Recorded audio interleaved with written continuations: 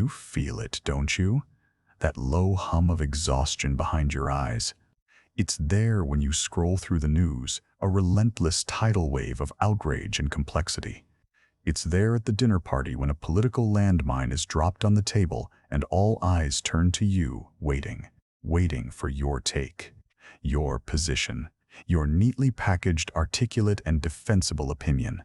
You feel the pressure to form one instantly, like a 3D printer of certainty, spitting out a finished product you didn't even have a moment to design. You have to be informed. You have to care. You have to have a stance on global economics, on obscure foreign policy, on the latest cultural microdrama that erupted 2 hours ago. So, you perform. You stitch together a few headlines, a podcast talking point, a half-remembered tweet, and you present it as a cohesive worldview. And in the moments after you've spoken, a hollow feeling arrives, a quiet dread. Did I really believe that? Do I even know what I'm talking about? The exhaustion isn't from thinking, it's from the performance of thinking. Let me offer you a warning sign, a flare in the dark. That feeling is not a personal failure. It is not a sign of your intellectual inadequacy. It is a symptom. It is the canary in the coal mine of your consciousness, and it is suffocating. It is the final, desperate gasp of your authentic mind, begging you to notice that it's being poisoned. You have been sold a deeply seductive, profoundly damaging lie, a lie that forms the very bedrock of our modern social contract. The lie is this: to be intelligent, to be a good citizen, to be a person of value, you must have an immediate and firm opinion on everything. We have conflated the possession of opinions with the possession of intellect. We have built a world that rewards the speed of your judgment over the depth of your understanding, a world that mistakes certainty for wisdom.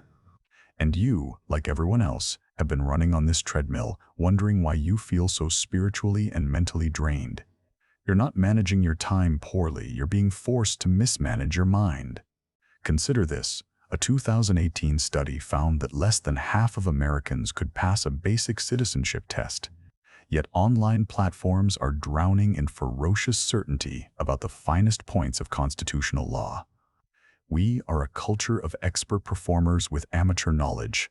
This is not an accident. It is a programmed outcome. The system is designed to make you an opinion machine, not a truth seeker. So I ask you, what if the path to true intelligence, to real inner peace, begins not with finding the right answer, but with having the courage to ask the right question? To understand the mechanics of this trap, you must travel back in time. Not to a university lecture hall, but to a dusty, chaotic marketplace in ancient Athens. There, a strange, pug-nosed man is making the most powerful people in the city look like fools. His name is Socrates. He is not a professor or a politician. He is a prophet of uncomfortable truth, and he is the first man to truly diagnose the sickness you are feeling right now, 24 centuries later. The Athenian elite, the politicians, the poets, the so-called experts, they believed they knew everything. They had strong opinions, just like the cable news pundits and the Twitter blue checks of today.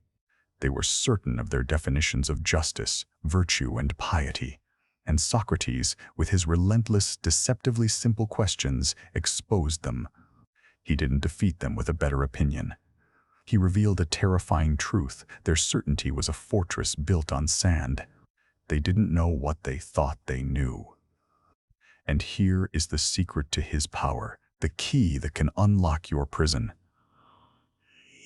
After dismantling the certainty of an entire city, Socrates came to one profound, world-altering conclusion: I know that I know nothing. This was not a confession of stupidity. It was the most intelligent statement ever uttered. It was the birth of true wisdom.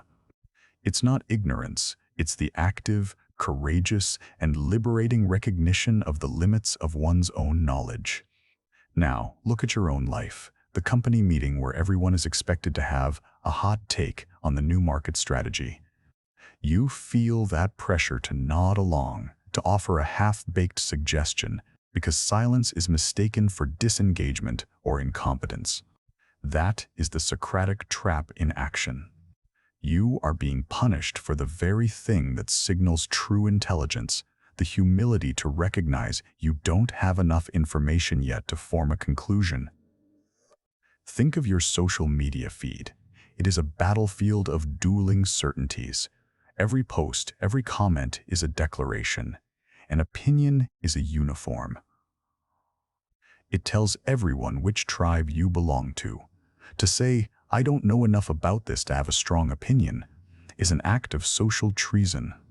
You will be accused of apathy, of privilege, of being on the wrong side by default.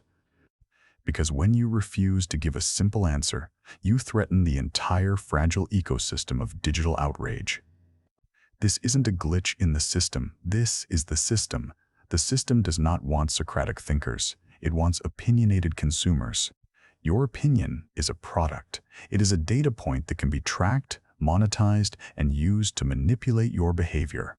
A strong, unexamined opinion makes you predictable. It makes you easy to sell to. It makes you easy to control. Your exhaustion is the friction between your soul's natural desire for truth and the system's relentless demand for profitable certainty. Socrates showed you the door out of this prison, the freedom in saying, "I don't know," not as a cop-out, but as a position of strength. It is an active stance. It means, I refuse to form a judgment on incomplete data. It means, my mind is not a public utility to be tapped on demand. It means, I value truth more than I value the appearance of intelligence. It is the ultimate act of intellectual rebellion in a world that demands conformity. But the lie, this prison for your intellect, goes even deeper than that. Socrates revealed the trap of false knowledge, but another prophet, a man who lived through the ultimate form of powerlessness, revealed the mechanism of control that keeps you in that trap. To understand this, you must go from the marketplace of Athens to the brutal courts of imperial Rome and listen to the wisdom of a slave. His name was Epictetus. He was born a slave, his leg broken and permanently lamed by a cruel master. He possessed nothing. He had no control over his body, his property, or his freedom. And yet he became one of the most powerful thinkers of the Stoic school, a man who taught emperors. By discovering a secret dominion that no one could ever touch, his own mind. And his great warning to you is about the power you give away every time you speak. Epictetus taught a simple, radical idea. Some things are up to us, and some things are not. You cannot control the economy, the weather, or what other people think, but you have absolute godlike control over one thing, your own judgment, your assent, your opinion. And for Epictetus, the most powerful tool you have is not what you say, but what you choose not to say. The power of strategic silence. Here is the deeper layer of the lie. The system doesn't just want you to have an opinion, it wants you to voice it. Because the moment you voice an opinion, you make yourself vulnerable. You hand the world a handle to grab you by. You give away a piece of your inner sovereignty. Your spoken opinion becomes a hook that others can use to pull you into arguments, to drain your energy, to define you, to attack you. Think about it. That online argument you got dragged into. You stated a mild opinion, and suddenly you spent 3 hours defending it against anonymous trolls. Who won?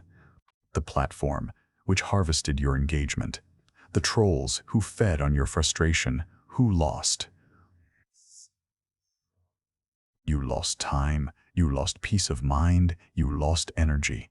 You gave away your power for free. Epictetus would say you were a fool, not for having the opinion, but for offering it up to those who have no right to it. This is not a social media problem, it is a human control problem. In the workplace, your freely offered opinions are used to gauge your conformity or your rebelliousness. In your family, they are used to reinforce old dynamics and narratives. The pressure to speak, to have a take, is a subtle form of interrogation. You are being conditioned to constantly broadcast your inner state, making you transparent and easy to manage. Strategic silence, in this context, is a revolutionary act of privacy. You don't have an anxiety problem. You have a sovereignty problem. You have been trained to believe that your mind is a public space, that your thoughts must be aired to be valid. Epictetus warns you that this is a slave's mentality. A free person, a sovereign mind, understands that their judgments are their most precious possession.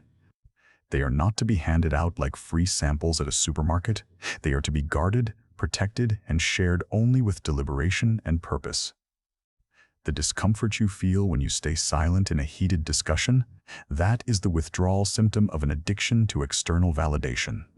You have been conditioned to seek your sense of self in the reactions of others to your opinions. Silence feels like erasure. But Epictetus promises you that on the other side of that discomfort is power. It is the power of the observer, the one who sees the whole game board while others are just focused on their next move. So now you see the full architecture of the prison, the Socratic lie that you must have an opinion to be smart, and the Epictetan mechanism of control that compels you to voice that opinion, making you vulnerable. It is a 1-2 punch that keeps your mind exhausted, distracted, and enslaved. It is not your fault. It is an engineered system, and seeing the design of the prison is the first step toward your escape. So what do you do? How do you break free from a trap you were born into? The world screams for your opinion, your family expects your take, your screen demands your engagement. How do you escape?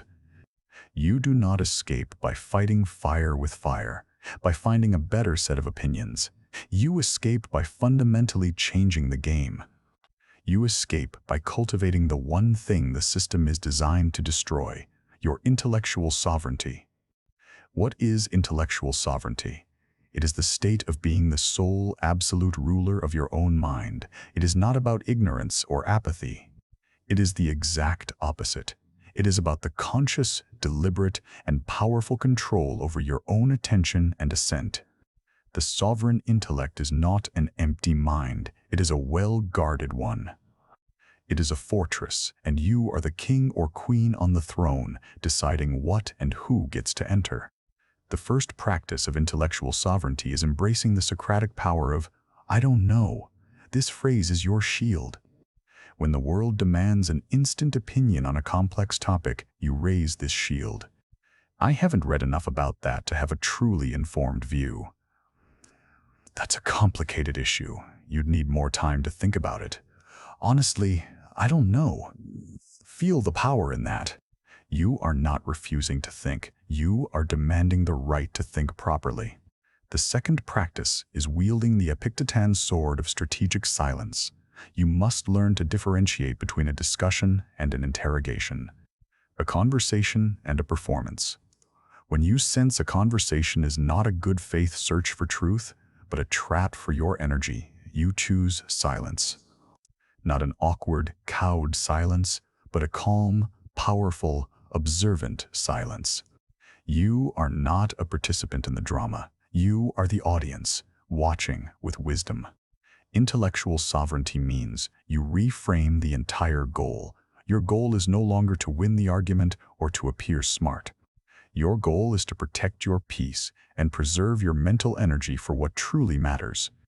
Ask yourself this powerful question before you engage. Is this worthy of my mind? 99% of the time, the answer will be no.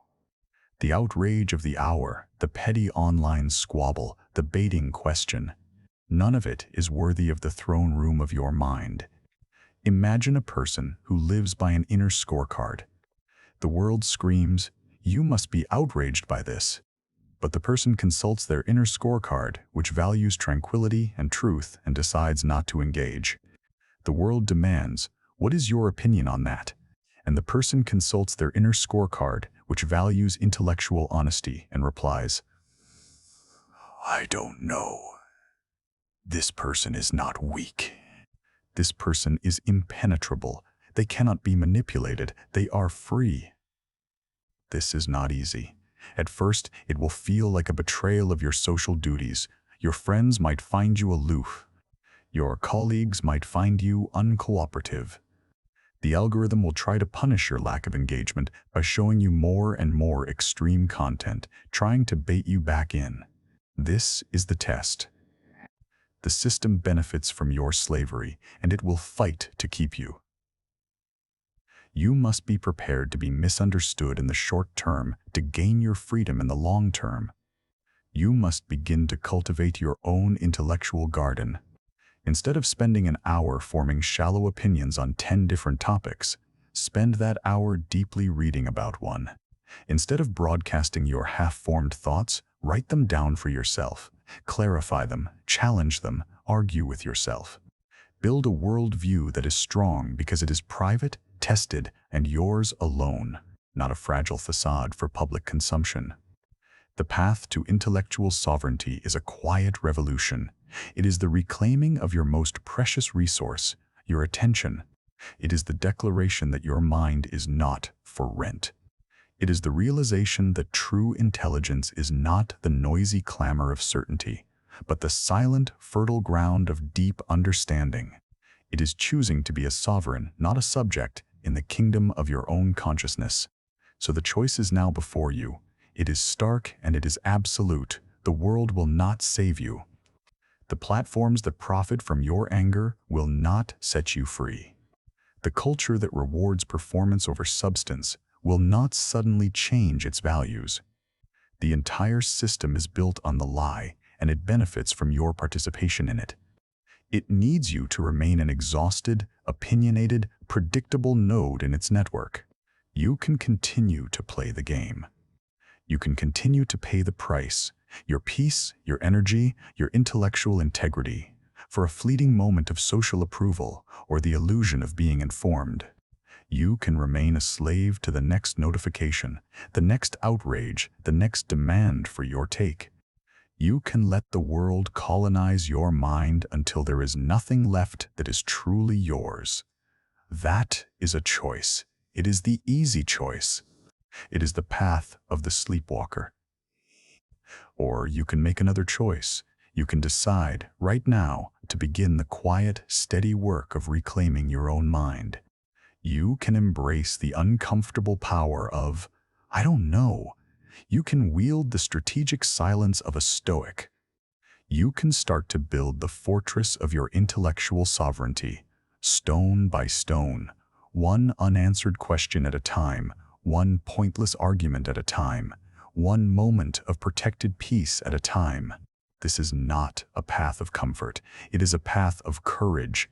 It requires you to disappoint people. It requires you to be disciplined where others are indulgent. It requires you to value your own inner state more than you value the fleeting judgment of the crowd.